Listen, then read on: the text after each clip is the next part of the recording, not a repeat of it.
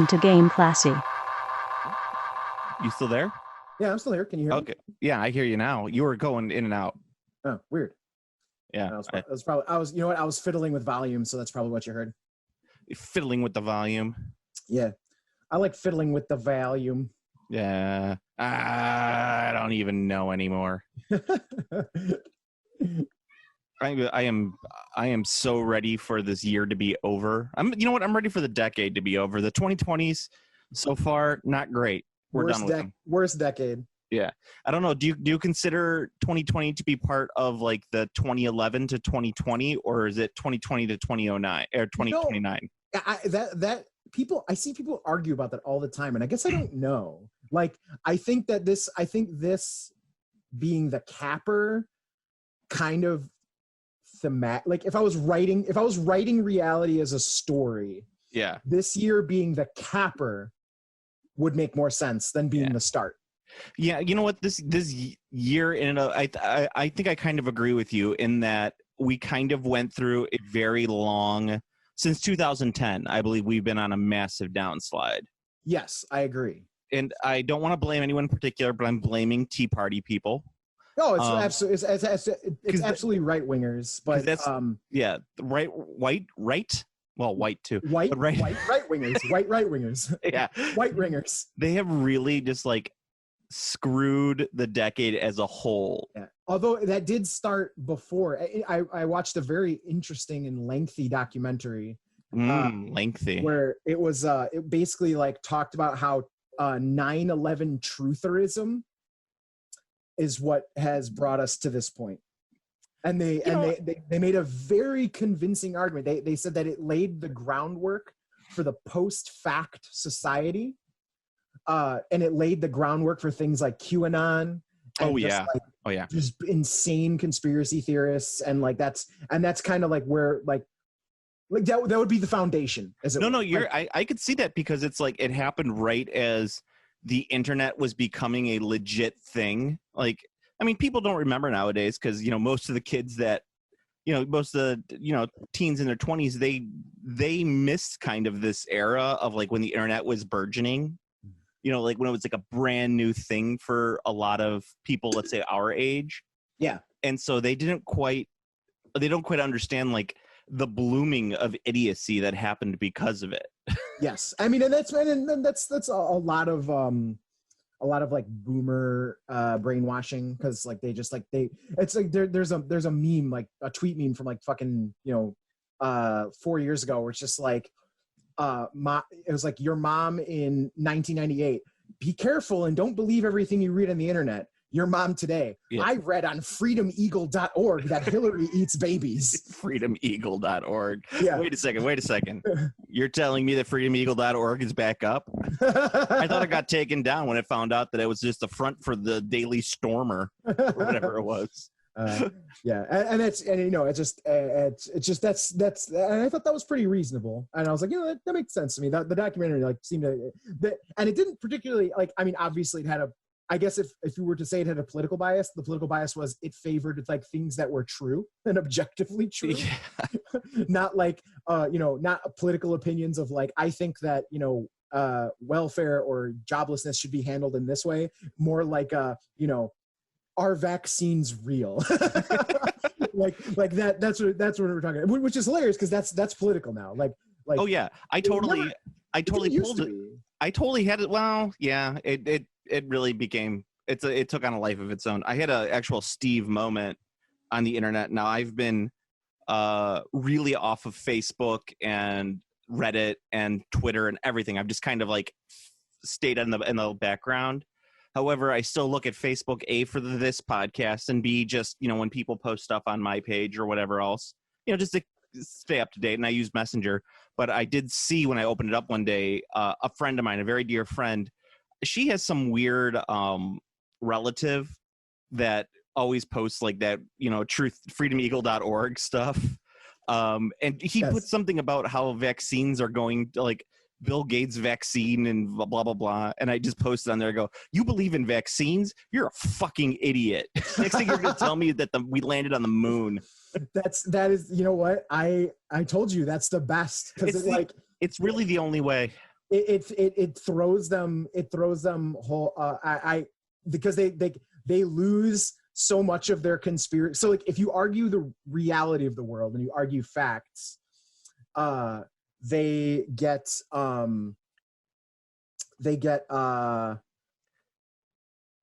you know, their normal defense mechanisms work. Yes.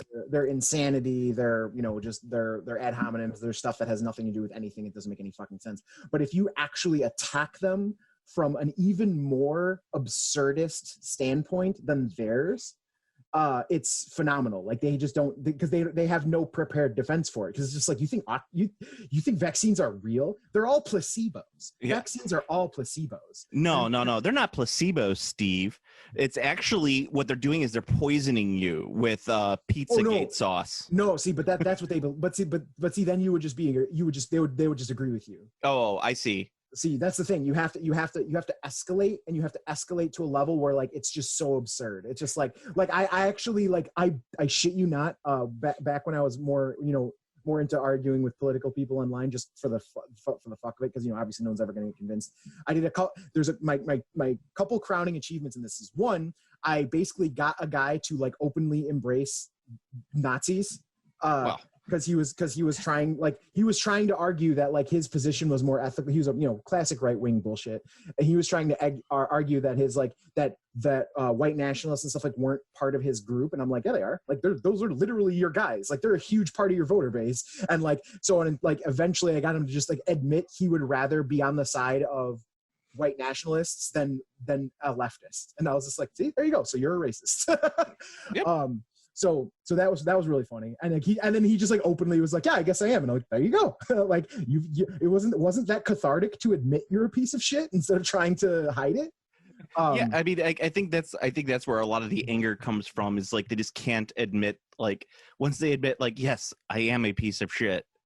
Like, and that's the whole thing with leftists too, is that we already admit that we are pieces of shit. Like we have that internal knowledge. Yeah, I mean that's the insatiable lust for death that everyone who is, who is truly embraced being a doomer, or like if you're a doomer leftist, like you have the thirst for death. And oh yeah, and I'm not quite there yet. I have a thirst for life. Oh yeah, so I'm totally doomer, baby. Like yeah, you're never disappointed when you're a doomer. No. You see articles or that big breakthrough documentary that just came out where it's like like 90% of the plastic that exists was thrown in the trash, and all of the recycling efforts were invented just to sell more plastic. Yep. And as a doomer, I'm like, but if I were that might upset me. Yeah, it upsets me a little bit. Yeah, I'm not gonna. I enjoy cheese way too much to embrace death. There's always a new cheese to try.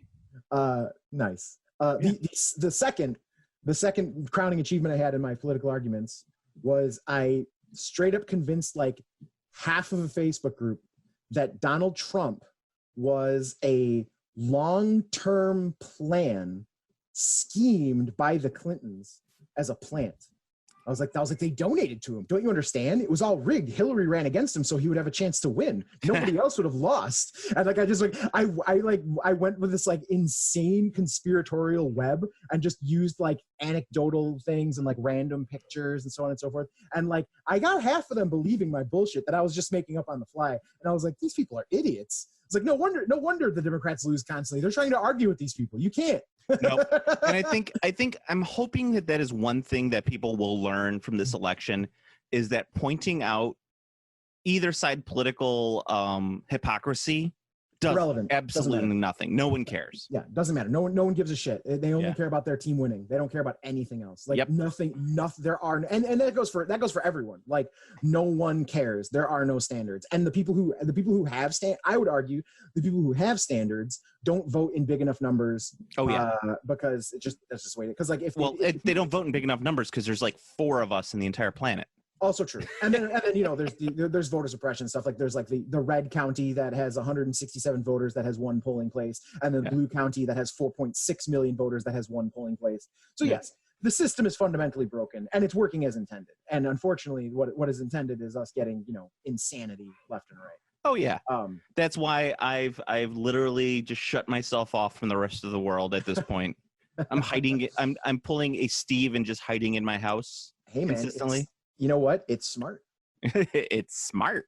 It's smart. Yeah. But the speaking of weird conspiracy and like that weird stuff, there's a documentary on Amazon. I don't know if you've seen it. You probably have not watched it, but you may have seen it pop up on your feed. It's called Missing 411. Have you heard of this? No. I don't know if I've talked about this on the podcast before because I've followed the guy who made the documentary. His name's David Paulides. He's this author. He used to be a cop, and he kind of got drawn into this world of missing people. And like, where'd they go? You know, is there any commonality between these? And he's like, his whole big thing is he's found these clusters of missing people across the United States. Mm-hmm. And what does it mean that like these people are clustered in these specific places? Like, it's always around like a park or a forested area, and there's always water, and it's like these really like simple common themes. That sounds like the dumbest thing I've ever heard. It's the classic XKCD where he's like, cause and correlation is not always causation. You know. Yes, it's like we found that or it's the total classic. This chart is a thing that proves something, and it's like that chart is just a it's just a population map. It's a population heat map. Yeah, is really what it is. So he's always like, I don't know why Yellowstone is such a hot spot for this. I'm like, well, Yellowstone is a place that a lot of people go who want to enjoy the outdoors but have no business being in the outdoors. You know. So they go and they do stupid shit and they end up dying. You know, I'm one of those people who has no business being outdoors. I will go and enjoy a walk around maybe the local lake at a park district, but that is it. I'm not going to go camping. I would love to go to Yellowstone to enjoy it, but I'm going to stay in the big lodge and sleep in a nice big comfy bed, enjoy the trails, and then go back. I'm not going to go wander off the trails or anything like that because that's how people die. But it's really funny. It's true because that's how people and it's like every disappearances aren't mysterious. Disappearances are not mysterious. It's every disappearance is very simple. You've got all right. So was there trouble at home? That's like number one. Like, did this person run away? That's like a super common answer of why someone is gone. They ran away because they were being abused or the latest one is actually about hunters who go missing. And you watch the documentary and they're all by a goddamn bear. Well, yeah. Well, you watch the documentary and like, I think out of the 4 stories he talks about in the documentary of these disappearances, 3 of them were over 60. So it's like, obviously these guys had a heart attack and fell into a river, or they got drunk and wandered off. One of them was really funny because the guy was like, we run a really clean and sober camp out here. And it's like, very Southern. And I'm like, I guarantee you these guys are Baptist and they just didn't want to admit that they were drinking. Because if you admit you're drinking while you're a Baptist, it's like a very, faux pas. Baptists, the Catholics of the South. Not quite, but Catholics are the Baptists of the North, and Baptists are the Catholics of the South. Well, I don't understand that correlation because Catholics tend to get drunk quite a bit. Oh no, I just meant the general if you're like religious zealotry comes in the United States, religious zealotry comes in 2 flavors.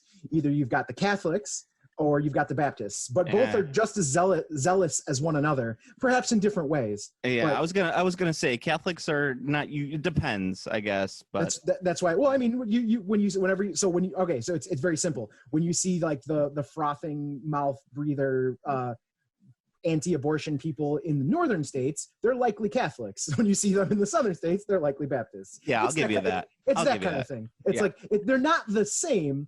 Hence why I say they are the Baptists of the North, and then the Baptists are the Catholics. Yeah, I'll give you that. I'll give you that. And then of course both have extremely large, very huge, very proven, decades and 100-year-long pedophile rings. Absolutely. That's a fact, Jack. The Baptist one, that's the only too. The back to conspiracy shit, all of the fucking, talking about like the child trafficking stuff, and it's like, motherfucker, the entire southern half of the United States just had a Baptist child sex ring blown wide open, and nobody gave a shit. Nobody commented. That's part of the capstone of having a story break in 2020. I guess that, you know what, you might be right there. I guess that's, you know what?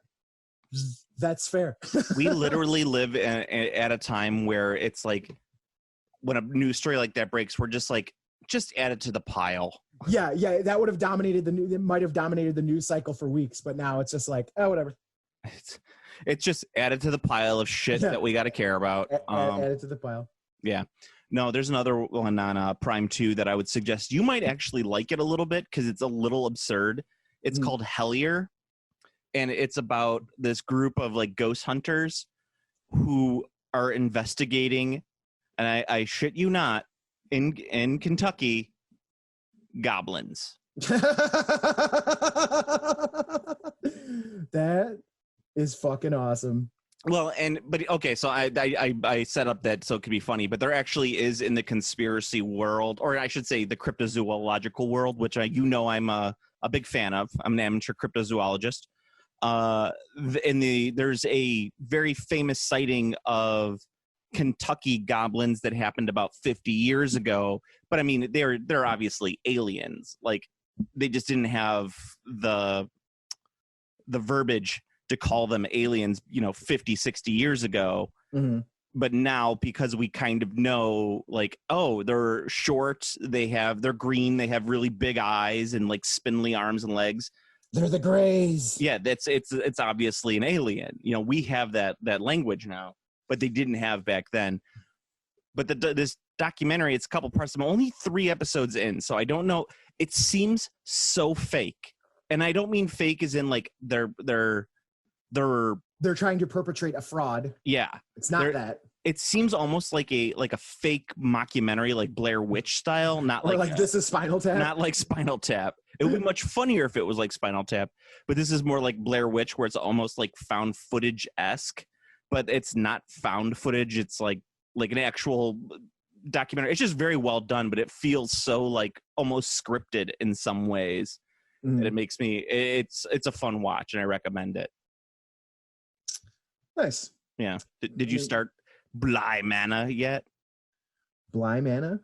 It's Bly Manor. It's the sequel to Hill House from last year. Oh shit! I didn't know that existed. I will binge it. Well, it just dropped yesterday, and it's very, very British. So if you're into that like 60s, 70s style British horror, that's really like haunted house horror, it's definitely it's up your alley. What's its proximity to a Hammer horror film? It's very similar to a Hammer horror film. Not like, and that sounds dope. But what I mean by that is like, it's a nanny who gets, hired by this rich businessman to watch after his niece and nephew whose parents died at Bly Manor.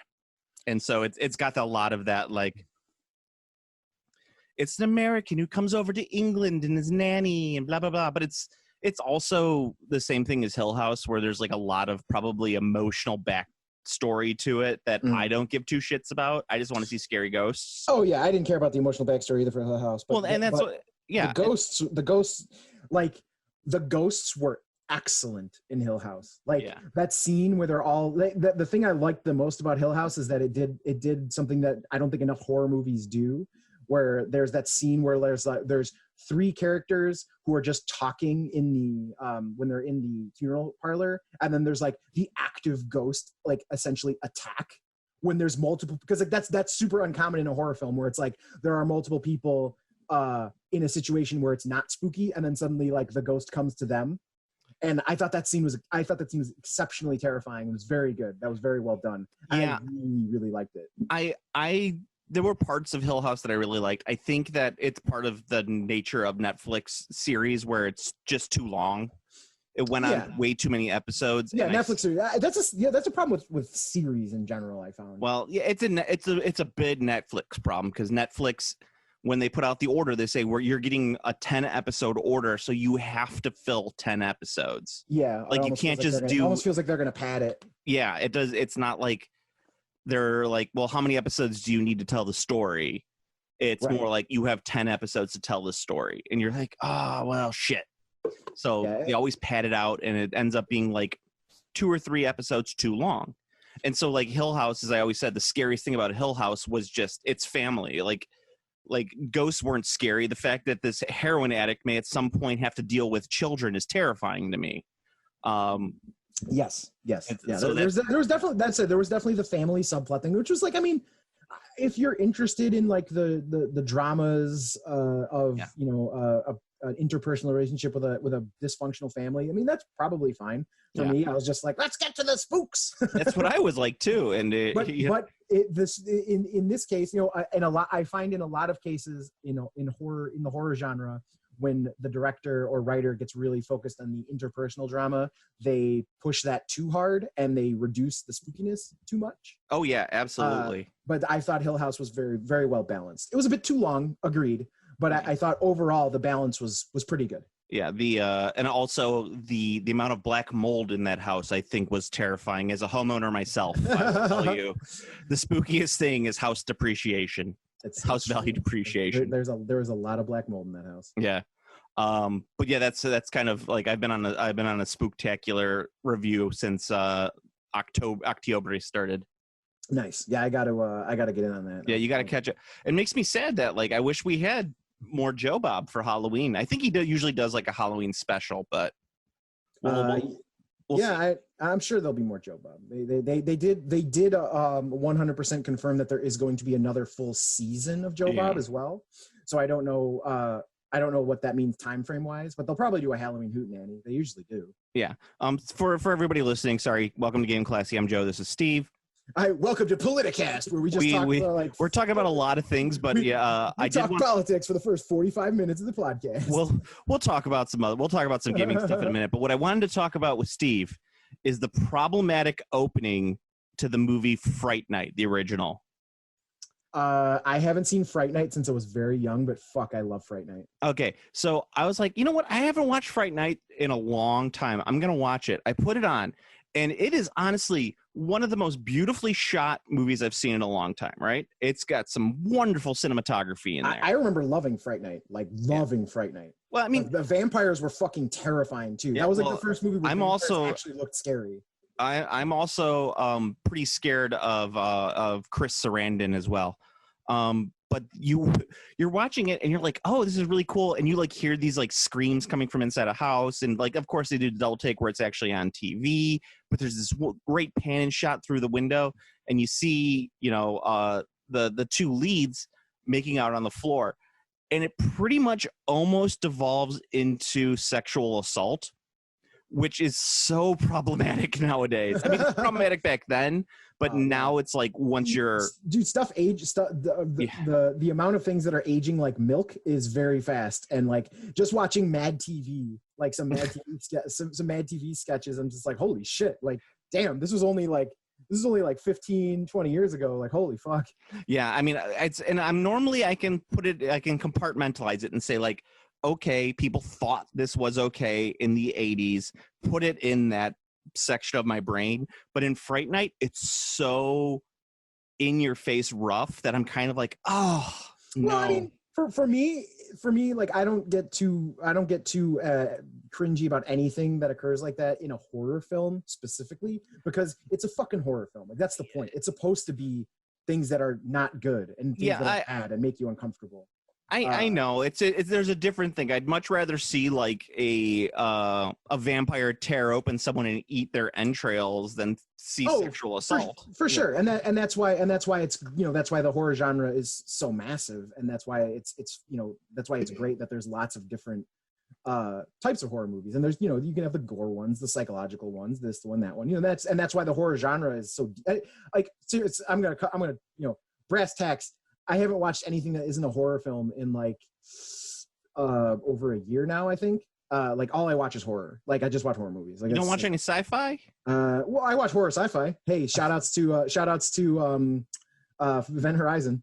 Event Horizon. No, you gotta expand your mind. You gotta watch a little bit. You gotta watch some fantasy. You gotta watch some Conan. Well, I mean, okay. There obviously the classics are fine. Like I watch classic movies seriously, but like Conan is obviously a movie I will watch. I love Conan. Aliens, the Aliens, which is the amazing horror / sci-fi, and then sci-fi action for Aliens, I should say. Alien is horror. You also watch a lot of anime. Actually, I haven't been at all. No, it's been a long time. I've been on a little bit of a, but I've passed the point of being able to try and keep up with seasonal anime. That's too much. That's super hard. Like, I mean, there's not a lot of episodes, like, for most of the shows. Like, they usually only end up being like 10 or 12 episodes total, and they're, like 20, 24 minutes each. So it's not that much to watch. Like, if I wanted to get through it, it's 4 hours. So it's like, a couple days, couple nights of watching a few episodes. But at this point, like, so many of them are just like not good. Like the level of like good anime to bad is just like bad is just higher, because it's just the same thing as anything else. They're making a lot more. They're making a lot more, because there's a lot more, and which is good. I mean, like, a lot of people, there's more for a lot of people. My preferred genres are, few and far between each other. What I think you should do is, to reset your brain a little bit, you need to watch Stargate SG-1. I tried to start watching Stargate. I just couldn't do it. And I also tried to start watching Babylon 5, which I also couldn't do. I tried. Failure.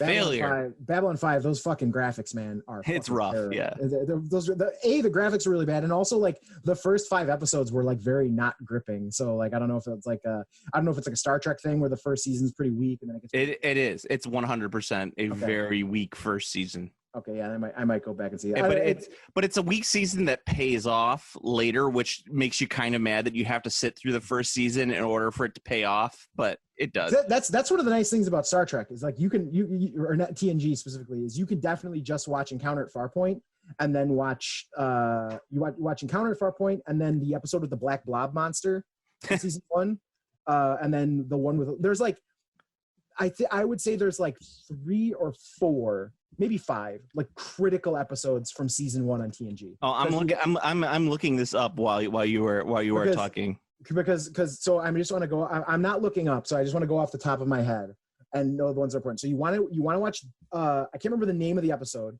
But so number 1, you want to watch Encounter Farpoint. Of course you want to watch Encounter Farpoint. Yeah, Encounter Farpoint is critical. Like, that is an episode that you have to watch because it establishes everyone.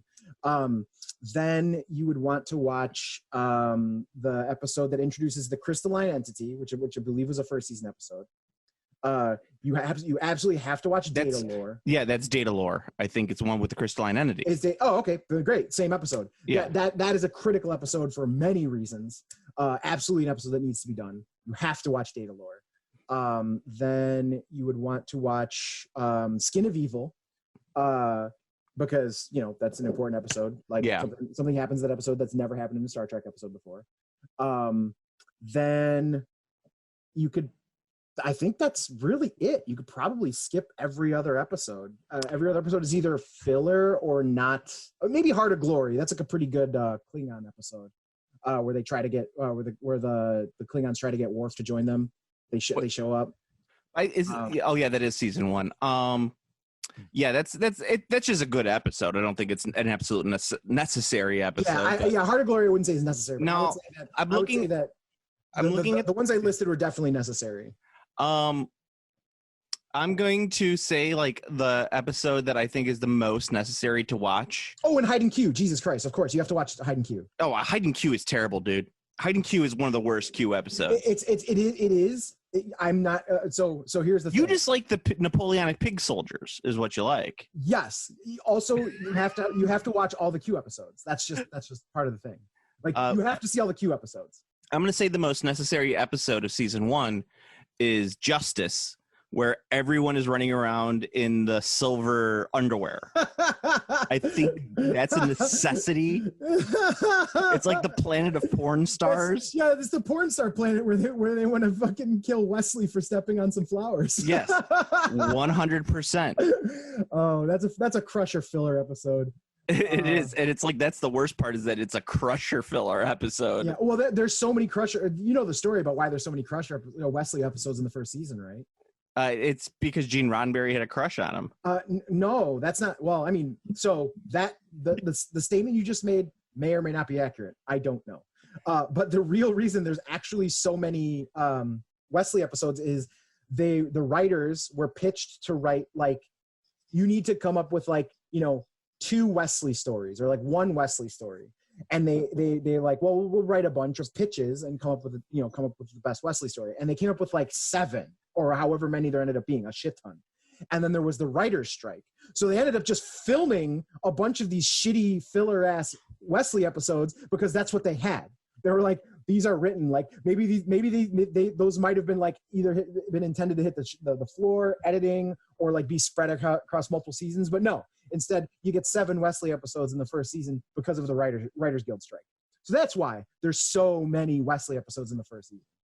So there you go. That's that. There's a fun Trek factoid. You know, I think you may be mistaking that for a later season because I don't think there was a writer's strike in '86 or '85. The writer's strike around that time was '88. So I think that might have been like a season 2 or 3 thing. That's possible. I thought it was from the I thought it was from 81. There was an 81 writer's strike, but Next Gen didn't start till 87. So I guess yeah. So that's why you're thinking the 88 writer's strike, which might have been part of the reason why season 2 of Next Gen is not that great of a season. Maybe that's, you know what, it could be the same exact story, but just the wrong season. I think. Yeah, I think that's what I think it is, because 80 in the second season had a lot going against it. But I mean, you know what's another good one that from season 1 that we didn't talk about is The Big Goodbye. Oh yeah, that's a good episode too. I don't think it's a critical episode, but no, it's not a critical episode. No, the Dixon Hill episodes are always just kind of fun. Yeah, they're just fun. And then like you can skip I would say arguably I actually like the 2-episode climax of the season. Pretty cool, but like those worm things never ever come back. That's only a 1 episode. The second episode is the one with the where they get the people who are frozen from the 90s. Oh, is it? Or the 80s or whatever, like the businessman who's like, buy, sell, buy. I don't understand post-scarcity economics. Oh, no, because the 88 strike. No, it was the 88 strike because the first season was 2 years, 87 to 88. I guess it would just be difficult to know when the when the filming was, but yeah, they'd have to. I'm sure if we went deep into Wikipedia articles, I'm sure there's enough Star Trek fans that have like literally probably bullet pointed every episode. Yeah, that's like this episode was because of the writer's strike. This episode was not because of the writer's strike. I'm sure there's plenty of that. I thought the worm was a 2-parter, but that's fair. No, yeah. It was the writer's strike. Well, I guess it would depend because there was. I'll have to see. I'll have to look into the actual in-depth notion of the writer's strike. It looks like it ran from March to August of '88, and so that screwed up the fall schedule. And these shows aired in the spring of '88. So I guess it depends on when they were writing it. So it might be like the last few episodes. Okay, yeah, because that Frozen Wall Street guy, that episode was okay. Because if I remember correctly, that was also the first episode that introduced the new Romulans. It might be. Yeah, that's the one with the neutral zone. It's the neutral zone. Because don't they find him frozen in the neutral zone? Isn't that why they find the guys frozen? And remember, one of them is like a country music guitarist. Yes. I like playing country music. Yeah, and he was like, all of these things with me are a death sentence, and Crusher's just like, nope, you're fine. I just wave this little wand and you're okay. He's like, what? So that episode actually is pretty good. I would put that one as like, I would say that one's critical viewing, especially because it's the first appearance of the new Romulans. So you want to make sure that you catch that. LQ Sonny Clemens, that was his name. LQ Sonny Clemens, yes. Yeah, the musician dude. And because that's Leon Rippey, who's actually, if he's one of those Canadian character actors. I don't know if he's actually Canadian, but he's always on all those Canadian shows. Like the ones that you see on the WB and shit. Yes. The ones that are filmed in Canada. Yes. And if I'm not mistaken, that episode with the first Romulans, one of the Romulans is played by Mark Alamo. Yes, Gul Dukat. It's Gul Dukat, yeah. Arguably, I think is like, well, I mean, DS9 obviously is the crown jewel of Star Trek. But I believe that DS9 can't exist on its own. I think it has to have the other series to like really drive home how great it is. But the characters in DS9 are just so insane. Like Gul Dukat is an incredibly good character, and so is Garrick. Like so many of the characters in DS9. Oh yeah, it's like you can't have Deep Space Nine and appreciate Deep Space Nine without having the next generation to kind of be a mirror or the flip side of the coin. Yes, yeah. Just the character development in DS9. You can't appreciate. Well, yeah. I mean, Deep Space Nine would have dealt with a much. Deep Space Nine probably would have been better with today's style of filming and like story structure and things like that. But it also could have made it worse because that kind of high drama that the show tends to have nowadays feels way more melodramatic. You know, like like the some of the best parts of Deep Space Nine are when they're goofy, like when you have Morn swallowing the latinum, or or the baseball episode where they're playing against the Vulcans. You love the baseball episode. That episode's great. I love that episode because I love that like the Vulcan team captain is like he's just shy of actually getting angry, which is great. Yes. Because the Niners are celebrating even though they got their asses fucking beat by the Vulcans. So like I thought that was an excellent moment. And also Odo as the Empire yelling at Cisco was pretty great. Yeah, I mean rest in peace, Renee Auberjonas. You were an excellent human being.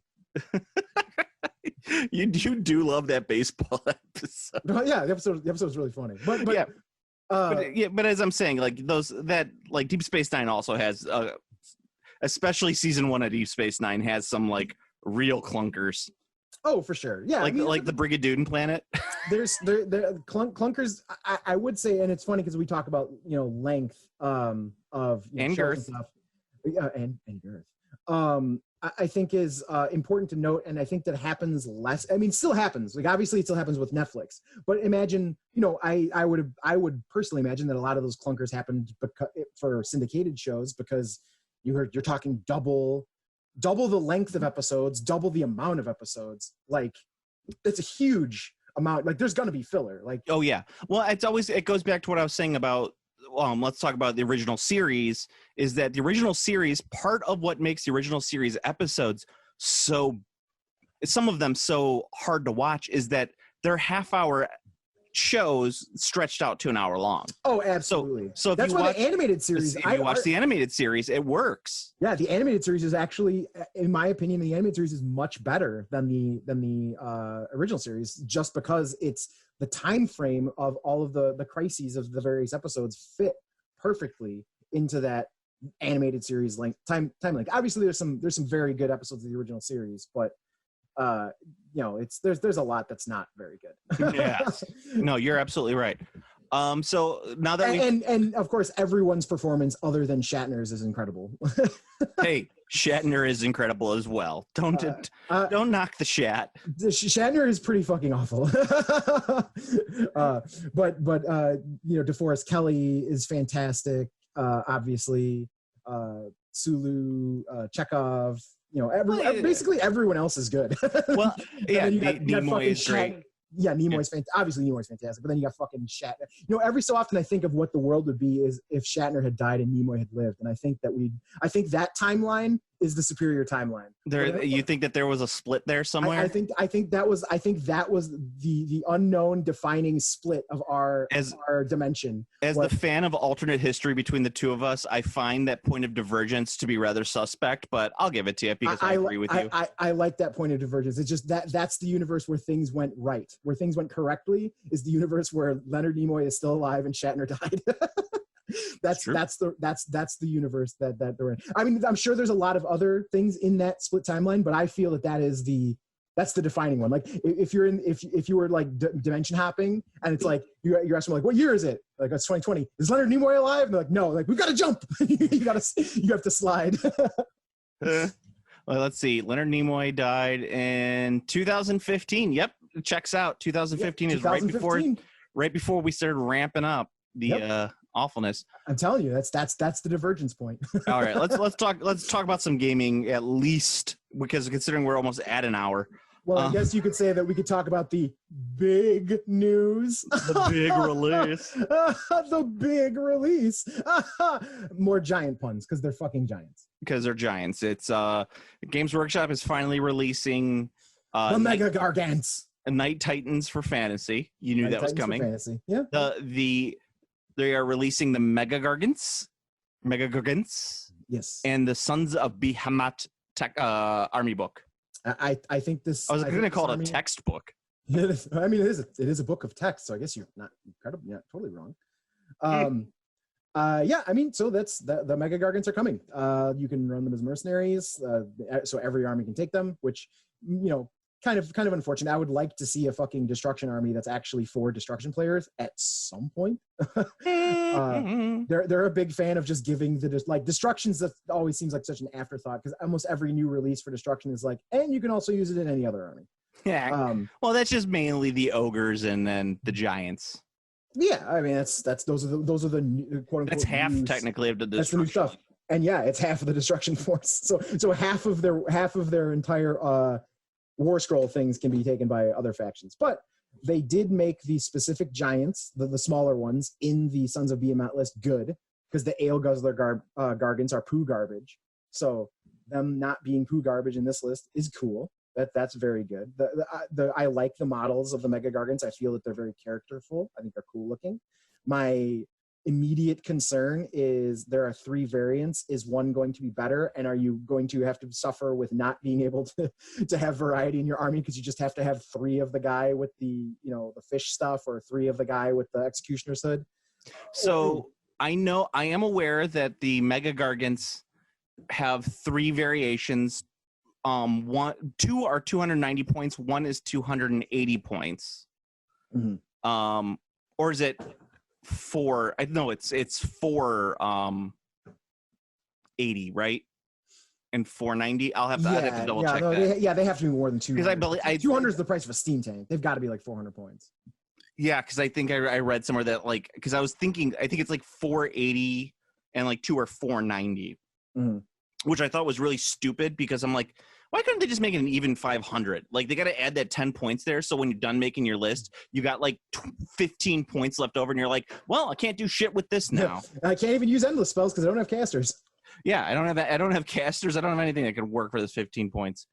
Yeah, but I think they're doing pretty good. I like their rules. Their rules are very funny. What's the one that you really like? Oh, my favorite rule ever. Idiots with flags. What does it do? So there's a thing for Gatebreaker because you have to pick which type of army you want. But if you pick a Gatebreaker army, they get a thing which is which you can choose or roll. So obviously you just choose because we're gonna pick.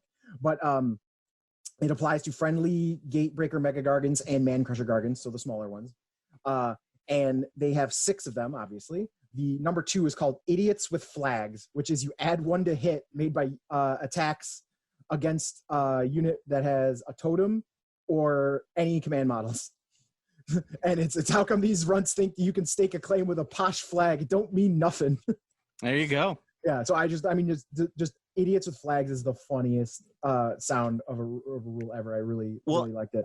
And it goes back to what we were saying about our discussion with 6th edition, where you're just like, no one gets banners. No banners. No, there's absolutely no reason you should give any unit a banner. Yeah, you should only give units that were unbreakable banners. Because with Orcs and Goblins, if you gave your Orcs and Goblins units banners, they would give up more points than the unit breaking than just existing. That's what I'm saying. So you literally are the giant saying idiots with banners. With flags. Yeah. Idiots with flags. Yeah.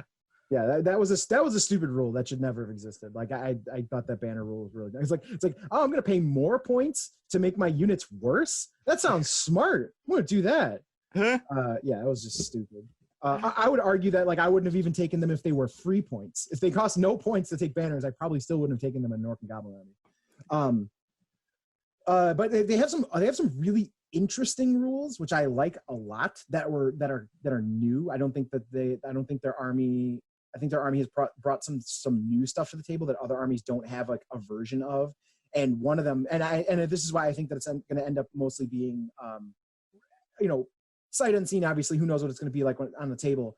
But I think that if a giant army ends up being, a competitive list, it's going to mostly be the Gatebreaker Gargants. And specifically because they can do two things. One, they can destroy terrain, which is huge.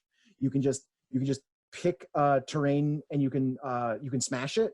And then when you reduce the terrain to rubble, all of its rules go away and it's replaced with deadly. And it's also changed. It's specifically changed to rubble scenery. So that's going to be giant for like so many. Like if there's a tower scenario or things like that, like where there's a specific piece of scenery that needs to be claimed that's objective relevant, being able to destroy it is huge. So there's like, if you can this scenery piece, if you control the tower, your wizards get to cast an extra spell, or if you control the tower, it's worth victory points. Well, if you destroy it, it's not worth shit because it's rubble. So that's huge. I think that's giant. And the other is they can actually kick objectives. They can actually move objectives on the table, which I don't think any army has ever been able to do before. So that's a very exciting rule. Like being able to actually move objectives, that's fucking sweet. Like I was like, oh, that's actually very interesting. What I think is actually one of the more interesting rules for the Mega Gargant or the Sons of Behemoth or whatever is that the majority of the models actually have ranged attacks. Yes. Like, so your Mega Gargants have like massive, like almost like giant great cannon type firing abilities. Like yes. I think only one of them, I think the War Stomper doesn't have it, but the other two do. But doesn't the War Stomper have the ability to throw models? Wasn't that his gimmick? I thought he could pick up the models and throw them. Okay, yeah. So he doesn't have a ranged attack, but he can grab a model that he is fighting and throw it at another model. So yeah. So he like kinda has a ranged attack. He has a ranged attack when he's in melee. Well, so the Gatebreaker has the boulder that he could fire, but that's only a one. It's only a one attack. It's rend -3, damage 4. So that's like pretty fucking good for taking out some characters or some large creatures. But the Kraken Eater has three ranged attacks that do D3 damage, and they're at -1 rend, which is really good as well. I mean, that's a little better good. For being able to put, I mean, so many of them have damage multipliers, like, which is really good. Like that's strong because that lets you cleave through hordes. Like, being able to, like, something with 2 attacks that does D3 damage, that's going to kill a lot of models in one shot.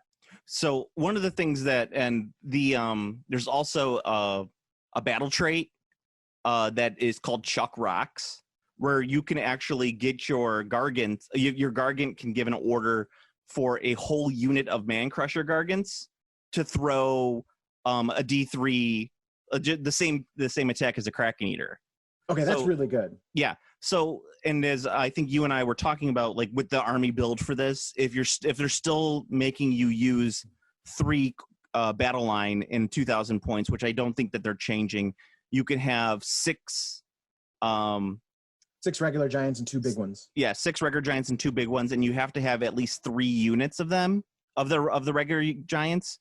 So if you have one of those 3-man units, you could probably have 3 make those attacks at the same time, unless they're that would be a lot of shots, and that's pretty good. And the attack's strong too, 4 to hit, 3 to wound with D3 damage each. That is not nothing, as they say. Yeah, but I mean, it's still, you're only running 8 models in your entire army at that point, so you have to rely on to get a lot done when you're activating them. I mean, the Beastclaw Raiders have shown that you can run a very small model count as long as your models count as more than 1, and with the Gargants counting as the Megas count as 20 and the regulars count as 10. Yeah, something like that. So like that's huge. That basic rule is a big thing that's gonna give them the ability to actually play the game. I mean, you're actually, in that case, you're playing with 100 models on the table, right?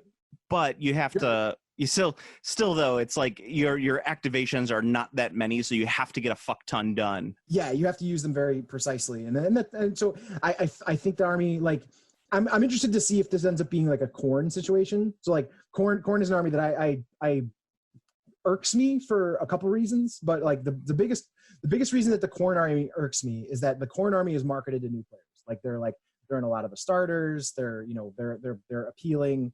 The Khorne army on the table is super fucking technical. Like it's very hard to play that army well. Like you have to know your combos. You have to get ready with your combos. You have to take the combos because they're not, like the Khorne army lore reads as like put these crazed savages on the table and just run forward and kill the fucking shit out of stuff. If you play the army like that, they're trash and you'll lose every game. They're like super technical. Like they're a tactician's army. They're an experienced player tactician's army, which, so that annoys me about Khorne. So I'm interested to see if the Mega Gargants end up actually being the army that they appear to be, which is like put these fuckers on the table and smash shit. Like that's, if they end up being that army, that'll be great. I hope it's not another like really technical, like you got to get your combos on point and be, real smart. I know that like you completely give up on competing in the Magic phase, so that might be fine. Like I said, again, the closest comparison I can have to them is the Beastclaw Raiders, and like the Beastclaw Raiders are not like, they're not top tier or anything, but Beastclaw Raiders are viable. Like you can play them and you can do well at a tournament with Beastclaw Raiders. You are very restricted on what you can take. You basically have to just take maximum Stonehorns. Like you have no choice. You just keep taking as many Stonehorns. Maximum Stonehorns is actually the name of my first metal album. It's a good, that's a great name. Maximum Stonehorns. Just come out riding like a giant fucking Stonehorn, like puppet, kind of like Spinal Tap style. Yes, and it's just strapped up with speakers. Yes, I like it.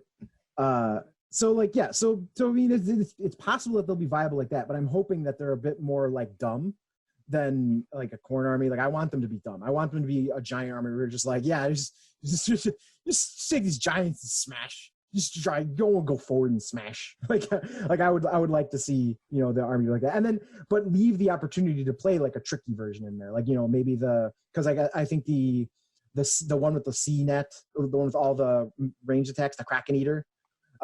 Those are the smart guys. So like I hope that if you build to each Gargant's play style, it really gives you. I hope that all of them are viable, which is unlikely, but I hope that they are. And the other thing about the viability is I hope that they all play reasonably different, because like the Kraken Eaters are supposed to be smart, so they've got things where their guys count as more models. The Kraken Eater, so like instead of your smaller Gargants count as 15 instead of 10, and your Megas count as 30 instead of 20, which is huge. They also have more artifacts, so like they lead me to believe that they'll be the trickier list. But I because they have more of that stuff, I don't want them to be the only viable one. Like I'm hoping that the Man Crusher, the big dude who's just got the club who throws rocks, that guy. Yeah. I'm hoping that's the dumb list and just works. Where it's just like, yeah, you just take two of these and giants, go forward, smash them. like I'm hoping that works. Yeah, and in actuality, if I was going to like build one of these Mega Gargants, which I will not because I have so much other shit to do, I would probably do the fucking the War Stomper. That's the one with the club. I think. Yeah, no, the War Stomper doesn't. The War Stomper's the one that can throw the bodies. Yes, yeah. War Stomper throws bodies, and then he's also the one who can order to throw rocks. I believe that they all can do the order for throwing rocks. I think only Man Crushers can do that. I think Man Crushers are the ones who does the order. Well, the Man Crusher Gargants. Yes. Yeah. They give the order to throw rocks, and I think the other thing too is the Man Crusher Gargants have an ability. I'm looking at it now, where if they hit something if they hit hordes, you add 2 instead of 1 to their damage, which is huge. Or you add 1 to their damage on everything. So every attack gets +1 damage on a unit with 10 or more models, which is huge. That's a lot of damage. And I think you and I were talking like one of our main things that just kind of pisses us off about this army is that there's the Man Crushers themselves could have had a little bit of variation if they so chose. Right. But they did not. So if they use the Chaosy Head, that could have been a different type of Gargant or a Man Crusher. If they had let you use the Beastmen Cygor or whatever. Yeah, I was kind of disappointed that it's they did a pretty good job in the pictures of making the army not seem super samey. Yeah, I think you're gonna also kind of avoid like a real super sameness simply because you're going to have, your models are pretty similar to the same, but you have, 7 models. It's like, okay, One of the things I absolutely love, and you can check this out too. I'm looking at the Warhammer community page. It's the article called Gargants on the Table, which I saved because that's where the rules were I wanted to look up. But the actual Man Crusher Gargants that they have in the background, and some of the shots obviously are from someone's army, and they're not painted, or like this is like the guy's like, this is as far as I'm going with this. I'm not going any further. They are literally like base coated, and it's like this is it. Or the far back ones. That was just some dude he was painting to play with. Yeah, and you're just like, well, I guess we have to have these, and where are our ones from the table? Oh, Nigel sold them in order to make more money. And then we're like, oh, no.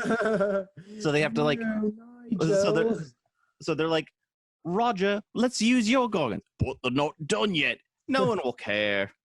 It's true. No one does care. I went through like 6 different accents in that entire thing just for like one character. Yeah. Well, I mean, he's a confused UK man. He's a confused, chuffed up bloke. He is a confused, chuffed up bloke. I like it. I don't really think that there was much more gaming stuff that I really felt we needed to have a discussion about. No, that was totally it, man. There was like that it was the big news. Yeah, I mean, it was workshop, whatever. That'll probably we're getting towards the winter months. So I'm wondering if this is I'm wondering what their big like December release will be, their Christmas release. I mean, I'd be willing to bet it starts with space and ends with Marines. Yeah, well, yeah, that's true. They are going to be putting out the Space Marine Codex, but I thought that was coming out a lot earlier. Yeah, it doesn't matter. It'll be the new models or the new thing that they haven't revealed that's in the new Codex yet. The double dreadnought. It's a dreadnought standing on the shoulders of another dreadnought. Whoa. Yeah. The double knot. It's called the double knot. Yeah, and they're not attached in any capacity. Like they don't look like they were like built together or like, it's literally a dreadnought that doesn't have a base and then a dreadnought that has a base, and you glue the dreadnought that doesn't have a base on top of the dreadnought that has a base. That would be pretty amazing. I mean, I think it would look a little like the I'm in my head I was imagining the Goblin one where they got the 2 giant squigs, the Mangler squigs. Yes. That's what I'm kind of seeing right now in my head. Yes, the double knot. The double knot. I could. You know what? It's Space Marines. As long as they gave it good rules, the competitive players would buy it and never paint it. Oh yeah, it doesn't matter. It does. So unless it sucks ass on the table, it's getting bought. Yeah, I was actually. Well, we could also talk about how Mantic previewed those the Tomb Kings boats. That's true. Those were pretty dope. I sent that to Steve because they previewed the I don't remember what it's not the Undead Fleet, but it's something like that. It's called the Empire of Ash, I think. Empire of Ash or Empire of Dust, one of the two. Yeah. Oh, I think it's Dust. The Undead, and the ships are actually all Egyptian themed. Yeah, they're very cool. As we all know, Steve gets a mighty boner over Egypt and Egyptian undead. It's true. I have to admit it. But Empire of Dust. Yeah, I looked it up. Empire of Dust. Nice. But the ships actually look really cool, so I think that's part of it. Yeah, someone's pointing out that the smaller ships don't look as good as the bigger ships, and I'm kind of like, yeah, but I mean, nobody cares about the smaller ships. They want the bigger ones. No, you just want your big ships. Like if you, but once again, that goes back to the part of that no one's ever made a really good boat game is the fact that they all kind of rely on the same tropes of like, well, you have to have smaller ships in order to combat with the bigger ships, and it's like, do you really though? Do you really? Do you have to? Do you really have to? And I got to say though that the smaller ships do look like ass in comparison to the bigger ships. Yeah, I mean, I think they're all fine, but well, they're Egyptians, so they shouldn't have sails. They should just have like slave galleys, is what they should have. When you compare them, they're nuts. Yeah, like triremes. They should be like triremes. I don't know. Yeah, I agree with that. Anywho, so I think that's about it. I don't quite know anything else in particular about any of that. I'm probably going to get really drunk tonight and watch Color Out of Space. Oh, have you not seen it yet? Oh, I've already seen it, but I think that's what my plan is tonight, is just to get drunk and watch that. Oh, I mean, that's a good plan. That movie is fucking excellent. And I could also tell you the you're gonna be call me an idiot, but you'll call me an idiot regardless. A movie that I quite enjoyed is the new Adam Sandler movie on Netflix, Hubie Halloween. Hubie Halloween. Well, I mean, I won't necessarily call you an idiot because I haven't seen it, and I have laughed at some Adam Sandler films. So. And I think, and that's part of like, so I wasn't going to watch it, right? I was just like, whatever, it's a new Adam Sandler movie. But it got surprisingly good reviews, and like the word of mouth on it was pretty good. So I was like, I'll give it a try. You know, it's a family comedy. It's about Halloween. I'll watch it with the family. And it's very much a throwback Adam Sandler movie. It's very similar to what's it called? The Waterboy mixed in with a little bit of his old CD comedy. Okay. Well, so if you're a fan of like Waterboy and pre-Waterboy Adam Sandler, it's kind of a throwback to that. Which I find Adam Sandler to me, the actor he reminds me of, but has different output than is Nicolas Cage. Because Nicolas Cage is always on in any movie you watch. Nicolas Cage is always good. I don't think I've seen. I mean, that might not be a true statement, but every film I've ever seen with Nicolas Cage is turned on in that film. I've never seen Nicolas Cage phone it in. I've always seen him do like something great. Even if the movie's not that great, Nicolas Cage will usually be like a highlight of the movie. The Nick Cage movie where he's with the animals on the boat. He's pretty great in it. I don't know what that movie is, but I want to see it. He's a big game hunter who tracked down a white leopard or something like that, and he's trying to get it to America so that he could sell it and make money. But the boat he's on gets taken over by this like terrorist who was captured and was being transported to the United States. So he escapes, and then he lets out all the big game animals that Nicolas Cage had. And so it's like he has to hunt the animals on the boat. Oh, he's got to hunt the animals on the boat. That sounds incredible. It would have been incredible, except for the fact that all of the side characters make the movie awful. Like it literally should have just been Nick Cage, the terrorist, and maybe a few other people. Famke Janssen's in it, and she looks like she's had a rough couple months. So I mean that's fair. Everyone has. Yeah. I get, which is funny because like she's the psychologist who's supposedly supposed to like talk to this terrorist, but her father also owned a zoo at some point, which puts her at odds with Nick Cage. And I'm like, that's an interesting script choice. That's interesting. Yeah. So I find to bring it back to the comparison, I find Adam Sandler, he's kind of like the anti Nick Cage. Like I would say he's in and does about as many, well, maybe not as many movies as Nick Cage. No one does as many movies as Nick Cage.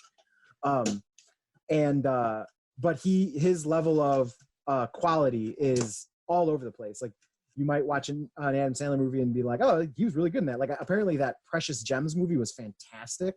Yeah, it was, and it's a movie I will never watch again. Because it's a very frustrating movie because you're like, this man is making the worst decisions possible, and I understand it's one of those. And I understand it's in service of the script and the character, but it's so hard to watch. Well, it's like a Simple Plan, like that movie. Oh well, A Simple Plan is it's not quite as good as A Simple Plan to me. Well, no, I meant when you're watching A Simple Plan, it's the same thing. It's like people making like just the worst choices, and it's just like, no, it's like, don't do that. Yeah, like, he's your brother. He doesn't understand. Yeah. So like, that's what I mean by like, you cringe when you're watching it. Yeah. Very much so. So that's what I mean. But the Adam Sandler movies, as opposed to the Nick Cage movies, Nick Cage does everyone's movie if you shovel enough money at him, which it does not take a lot. Yes. But the Adam Sandler has like a huge deal with Netflix, so he just literally produces his own films, and that's what he was doing for a while. And it's all just a not a tax scheme, but it's like almost like a money laundering. It's hard to say because what he does is he writes a movie and says like, you know what I would love to do? I would love to go visit South Africa, go on a safari with my friends. So what he does is he writes a movie about a guy who goes on a safari. And his vacationing scams with the films. Yeah. And then they just write the movie around that. And then so he gets the trip to go and he brings all of his friends along and they all have a great time, which, as a guy, I'm sitting there going like, that's bullshit. I shouldn't wait. And then I go, whatever. I would probably do the same thing. Yeah, I mean, if you have the opportunity, you might as well. And I think part of what makes me upset about the whole thing is that I myself go, I don't enjoy these movies, but people really love them because they're family friendly, right? Like, right. The comedy is not too like, it's not too offensive. Yeah, it's not. Well, it's not offensive. It is offensive, actually, but it's offensive in that like late '90s kind of way. And there's no nudity. There's not a lot of swearing, so it's family friend. Like it's that middle America family friendly, right?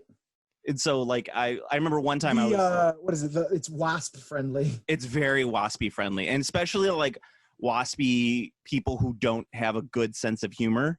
Yes. Friendly. Like they're like, haha, he got covered in poop. That's funny. Poop is funny, and we don't like talking about poop.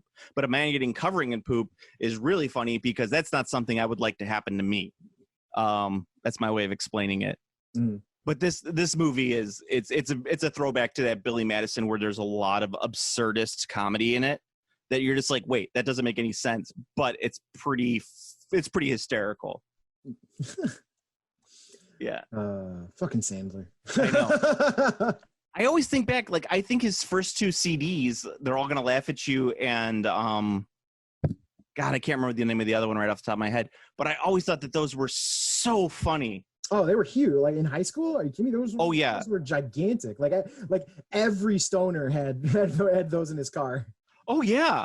I mean, I wasn't even a stoner in high school, and I absolutely loved them. I thought that was the pinnacle of absurdist comedy in the day. I mean, they were. I haven't listened to them in many, many years, but they were funny. I laughed at them. What the hell happened to me is I mean, like, I still laugh at Toll Booth Willie all the time. $1.25. Welcome to Worcester. $1.25. I don't know why. It is everything about him still makes me laugh. The songs, all of the fucking the guy who's like with the counselor, what is it? An idiot? The idiot. What is it called? Not the Excited Southerner. That was also another one, but it's like, the buffoon. The guy who was just like, I had a snake. I gave it a bunch of beer. It got all fucked up. It was slithering this way and that. It's yes. It's not funny. It was all fucked up. Yeah, it's not funny. It's not funny at all. But in the moment, it just encapsulated magic. I mean, wouldn't magic? Don't you say that's a product of its time? Isn't that the?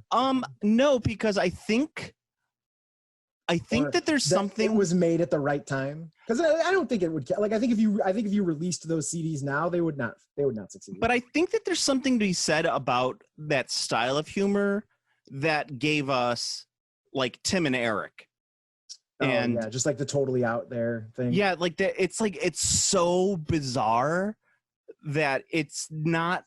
Not in any way it was not the common taste of comedy at that time. Yeah, Tim and Eric. And I was never a big fan of Tim and Eric because I thought that their show missed far more than it ever hit. Like I don't think I actually put far enough times in that sentence. However, that all said, their ones that did hit were fucking are still like iconic. Like Celery Man. Celery Man is still one of the funniest fucking things I've ever seen in my entire life. Like Celery Man is I think Celery Man is put on Tane. Right now Tane I could really get into. There's a couple notes on that. One, fucking that was like what 10 years ago, 15 years ago. How long was that? Celery Man was like a decade ago. Yeah, and Paul Rudd still looks the same. Looks exactly the same. It's just hilarious. Now showing Oyster, like absolutely ridiculous. Very funny. 8 years ago, it came out in 2012. Okay, and he still looks exactly the same. I also really like Spaghetti. Spaghetti's pretty funny. Only the first one. They did Spaghetti more than once, I think. But I only really like the first one. He's hiding behind the plant. He just jumps out and says Spaghetti. Like, we saw you there the whole time, and you just jumped up and said Spaghetti. That's not funny. Well, yeah.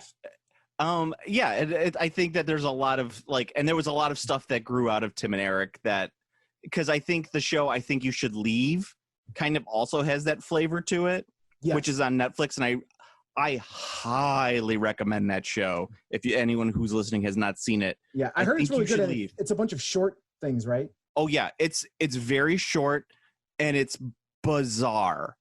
Like, and I think that's like a sub, and that's what I was saying with the Sandler stuff. And I think a lot of his stuff grew out of Kids in the Hall. Yeah, like the Chris Elliott show. Yeah, the Chris Elliott Kids in the Hall style. Like these guys who are very, very smart, who would write for like the Harvard Lampoon and shit, and they would write for these shows. And I think that's kind of like this weird undercurrent of how do we take something that's like so smart people don't get it to make it just dumb enough that people are going to really laugh at this. Mm-hmm. Yeah, so that's how you get celery, man. Yeah, and I think that's let me get a hat wobble. Yeah, let me get a hat wobble. Oh, too much. Can I get a printout of nude tane? I'm sorry, what was that? I need a nude tane. This is not safe for work. Go ahead. And it's like your wife is on the line. She says it's an emergency. I'll have to call her back. You've got a lot of important work to do. Like that is and he's like just everything about that is a flawless execution in every way. That is one of my favorite just random absurdist bits that's ever been done. Yeah, I think there was a split at that time too, and I think like the highbrow is the like Mr. Show. I think Mr. Show is very highbrow of that absurdist. Yes, I agree with that. And then you have Tim and Eric, which is the lowbrow version of that same type of comedy. And they parallel themselves very well. Yeah, no, I think it's really good. That makes a lot of sense because every Mr. Show sketch, although it's absurdist, it has form. Like it's not just all over the place. Like, you know, like there's you might not find the bit funny, but it's a bit. Yes. With Tim and Eric, it's just like they're just throwing shit at the walls, and like sometimes it looks like a funny face. I one time wrote a Mr. Show sketch, and it was it was called I Love My Granddog, and it was about a person like an old couple buying a I Love My Granddog sticker for their car, and they're like, oh, this isn't this sweet, I love my granddog. And then what's his face, oh god, why can't I think of his name right now, from Mr. Show? What's that? David Cross? David Cross comes in dressed as like a chud. Uh-huh. And he's like, I see you love the grand dog as well. Come join us. I like it. Yeah, I'm a fan. It's a very Mr. Show sketch. Yes, that sounds like a Mr. Show sketch. And they're like, no, it's my grand dog. Yes, the grand dog. And then like they go down there and they see that they meet the grand dog, and like they're just hanging out with a bunch of chuds, and just they're like, we really enjoy this. That's excellent. I like that. Yeah. And of course, this Mr. Show also has Mustanes, which I think that's one of my favorite bits from there. Are you a slave to the 2-jar grind? putting mustard and mayonnaise out of 2 jars, and Abraham Lincoln kicks the door open. He's like, "Let's get the hell out of here!" Absolutely ridiculous. I have not thought about that in forever. Dude, Mustanes. That's my Mustanes was my favorite bit, and then they just kept like escalating. It's like Mayo Stannays will go bad before Mustanes. It's like now we've got Mayo Stannays, Mustano mayonnaise. Wow, that's great. Mustanes will go bad before Mayonnaise. I think that reminds me of a little bit of the SNL sketch with Taco Town. Do you know that one? It's a Andy Samberg sketch, and it's about Taco Town. Yes. And they're like, we take a taco and wrap it in a pizza, or it keeps getting bigger and bigger and bigger. Yes, and the doggy bag is like a gigantic like reusable grocery bag. Yeah, it's filled with salsa. Yes, I do remember that. Yeah, that's hilarious. And I love at the end. The funny thing is that the stinger at the end of that bit is just I think it's Sandberg and someone else looking at the camera going, Taco Town. Yeah, I think it's David Hayter. Bill Hader. Bill Hader. Yeah, it probably is. Hayter? Who's David Hayter? That's a real name. That's person, isn't it? David Hayter is the sheriff from Stranger Things. Very good. Okay, maybe I don't know. Yes, David Hayter. David Hayter is the voice actor of Solid Snake. Oh, okay. There we go. David Hayter. That's why I knew that name. He's the voice actor of Solid Snake. Oh, well, there you go. I'm trying to sneak past the guards, but I'm dummy thick, and the clap of my ass cheeks keeps alerting them. I still don't quite get why that took off like the way it did, but what, dummy thick? David Harbour is the guy from Stranger Things. Yeah. Ah, very good. David Harbour. Yeah. What, you're saying why dummy thick took off? Yeah, I still don't know. I don't really understand it, but because people like fat asses, bro. well, I get that. I like the fat asses as well, but I just don't understand. Like that bit took that meme took off a little bit more, and it's still around. Like you still see dummy thick showing up quite a bit. It's because people still like fat asses. I guess. Anyway, anywho, go to Planet go to Game Classy Facebook page. It's the best way you can contact us. Actually, the best way you can help out the podcast is to like, comment, and subscribe on the iTunes. You could also like, comment, and subscribe on the YouTubes. If you want to contact Steve, he is now on Reddit. I think he's literally just trolling Arnold Schwarzenegger at this point. I would never troll Arnold. I love Arnold. I love Arnold Schwarzenegger, but I could probably never be friends with him. He's just way too much of an asshole. How could you be? Nobody can be friends with Schwarzenegger. He's too big. He's too ballsy. He's somewhere he's going to smoke his stogie. Yeah. He's like one of those guys that like he probably also takes like practical jokes too far. Like you'd go into his house and a big bucket full of water would fall down your head, but the thing is it wouldn't be filled with water. It would be filled with like orange juice or milk.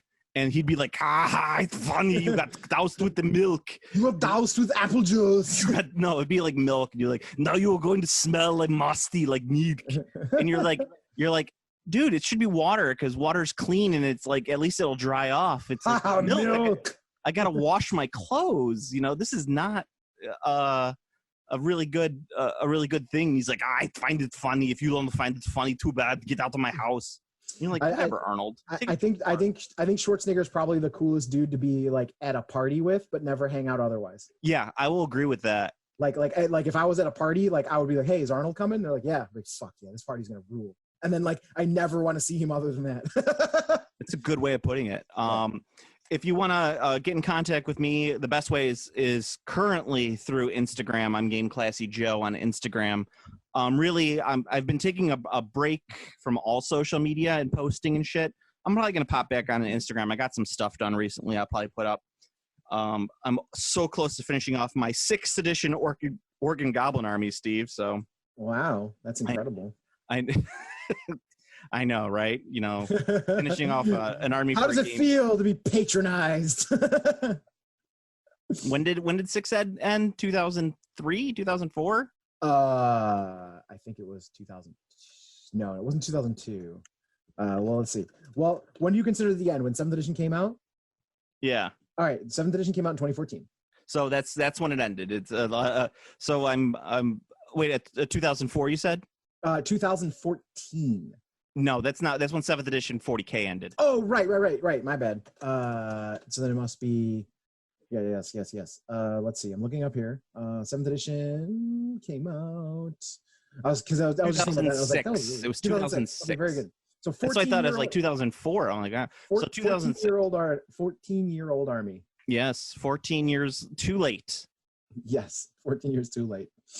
Whatever. I don't care. I'm gonna have a beautifully painted fantasy orc and goblin army, and it'll be on my shelf gathering dust. That sounds great. Yeah, and I don't care. That's I mean more power to you. I don't have a 6th edition army, and I won't have a 6th edition army. This is my 4th completed army for Warhammer Fantasy Battles that can be used for 6th edition. I have Empire, of course. I'll have orcs and goblins. I have a dwarf army, and I have a Skaven army. Do you think you'll ever play a single game? Maybe. I bet you I could wrangle someone into it. Yeah, that's not the question. Do you think you will actually play a single game? Yeah, probably at some point. I don't. It's not on the to-do list right now, Steve. Painting is on the to-do list. All right. And my next one that I'm going to attempt to do is I'm going to attempt to finally complete, and now you're going to laugh at me, I'm going to finally complete this, a 2,150 point Bretonnian army for 6th edition. Hammerhand. What? I just screamed out Hammerhand. Hammerhand. That's very funny. No, I want to do Bretonian. I have tried this. I have tried on I mean, four obviously, separate occasions. This is a stupid question. You obviously have all the models already. I do already have the models. Okay. Yes. What? Steve. Hey, you know what? I thought maybe you were going after something you didn't already own, and you were gonna do like I'm going to try and hunt and collect this army while making it. I don't know. The only wanted to be sure. I assumed you did, but I just wanted to be sure. The only fantasy army that I probably do not have a full complete collection of is undead, like vampire counts. Yeah. I just never liked the models. I never cared for them. I thought there was like a mishmash list. I don't think that there was there was no consistency in how the models looked. One of the nice things about the newer, I'm sorry, what's to Rob Hawkins, who listens, has this beautifully painted vampire counts army, and he does a fantastic job with them. It's just not something for me. I think his army was before they really started doing the like all over the place thing. I thought the class. I thought 6th edition had a very distinct. Everything looked proper together in 6th edition, and then as they started adding new stuff and the weirder stuff, the models started not quite gelling, in my opinion. But now I think that the way they've split up death works perfectly. Yeah, I mean, because if you look at how they designed the what the hell, Nagash's lieutenants, the malignants, the Mortarks. Yeah, the Mortarks. If you look how they're designed, and then you look at the troops that are supposed to go with each Mortark, it's kind of like, oh, okay, like there is actually a design. But there is, and I think once they took the undead or the vampire counts into 8th edition, I think they finally got like at least the plastics correct, but the zombies still look bad. Yeah, like the zombies look bad in 6th edition, but I think that they looked almost worse. Yeah, the zombies, and they're still the same models. They're horrible. They're just terrible. They're the undead's chaos marauders. They're just awful. But Rob did a really good job of. I mean, I guess it doesn't really matter because he made the army look coherent. It wasn't the models that did that. Like that was like sheer force of will. It's like when he sculpted the like flaming torch look. So because I think everything has like a flaming skull. He's got like kind of like the classic headless horseman look where like the headless horseman's on fire but they're all skulls. So like that's kind of like he did that. That wasn't the models. But I will say that the zombie models are trash poo-poo garbage. Yeah, and which is a shame because like in 6th edition, zombies were a huge part of it. Oh yeah. They weren't. You could get away with not using them in 7th and 8th. But in 6th edition, you needed to have zombies. Oh, yeah, the blob of zombies and then the zombies. So you had the small block of zombies that you grew every turn to like get to absolutely absurdist levels. And then of course you would the classic. I'm going to res some zombies here on your flank, and then Von Hell's dance them into the flank. That was huge too. Because you'd want to do zombies more than skeletons because zombies were super easy to summon and you had all those bonuses. So you'd want to get the rank bonus so you could bust their flank with a rank bonus. That was always the big thing for zombies. And the models, I mean, I guess when it was 2004, the models weren't that bad, but they're terrible now, like awful. Yeah, I mean those zombies were released I think in 97, 98. Yeah, because they were for 5th edition undead, weren't they? Yeah. They were for tail end 5th edition. They were part of that plastic release. They came out around the same time as the skeletons that were used forever.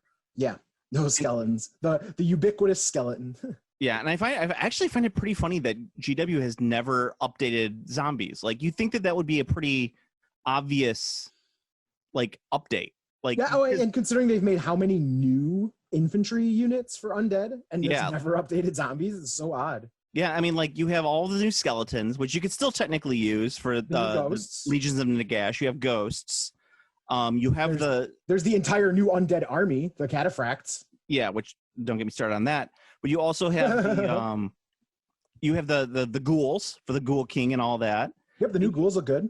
You just have not updated zombies, and you think that there would be a zombie king. Like they could do a zombie king army and it would be pretty cool. I think they could do it. All right. You know, they could even, like, if they wanted to, they could get tricky with it and just do they could do a mixed sprue with, like, you just grab some Empire dudes and you grab a sprue of Empiremen, you grab a sprue of elves, and you grab a sprue of something else, right?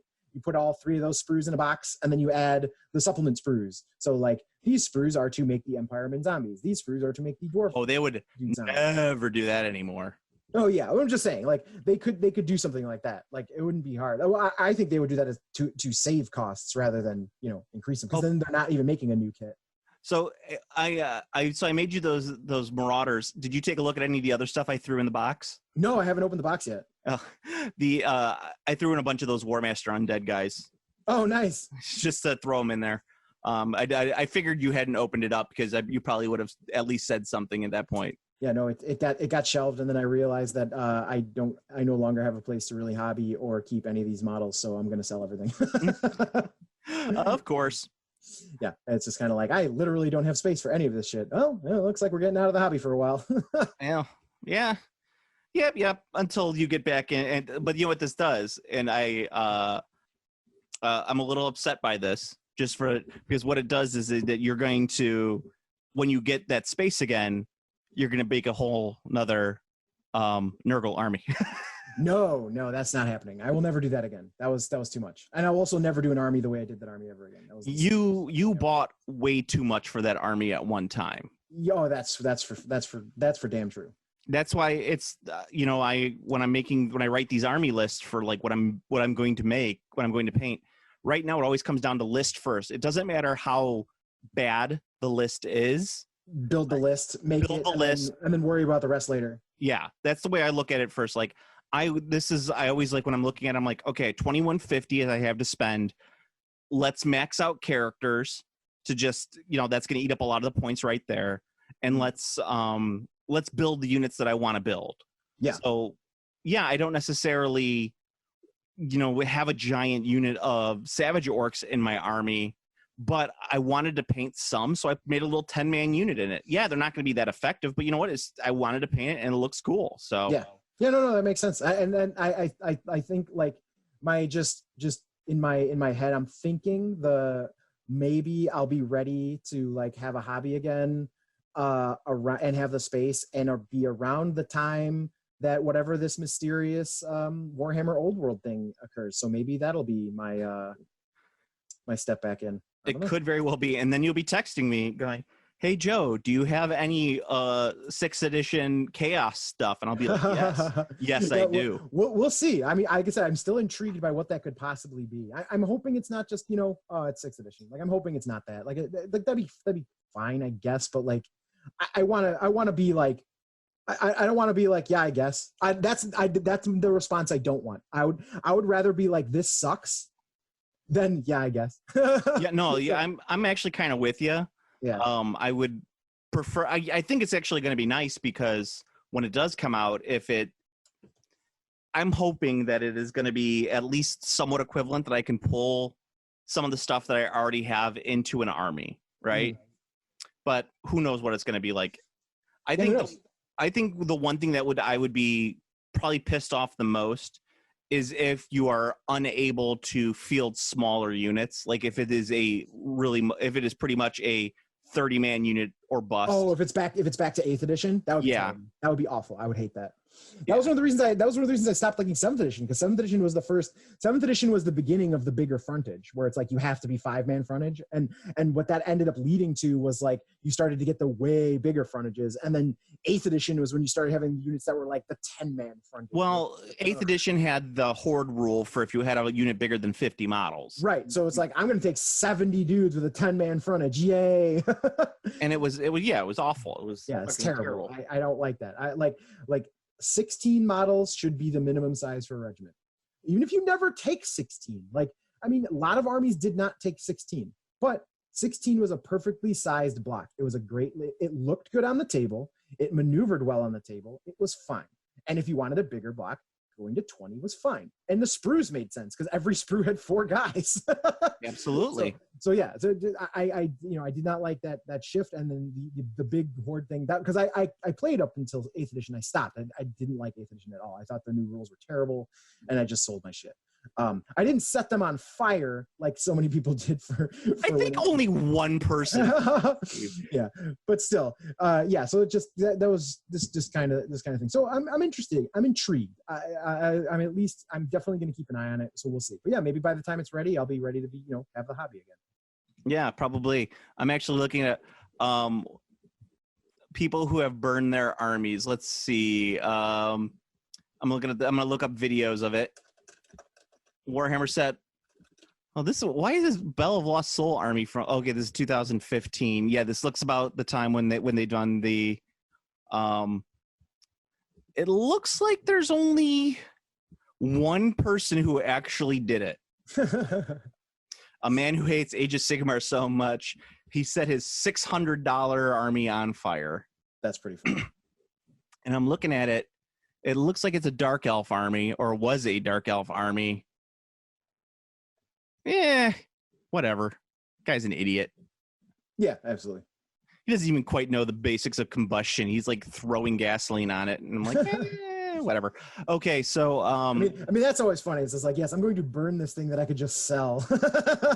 Tell me about it. So Steve, until next time. I don't know. I pretend I redid the Heroic Brew speech from last episode. Heroic Brew! Heroic Brew! Game classy.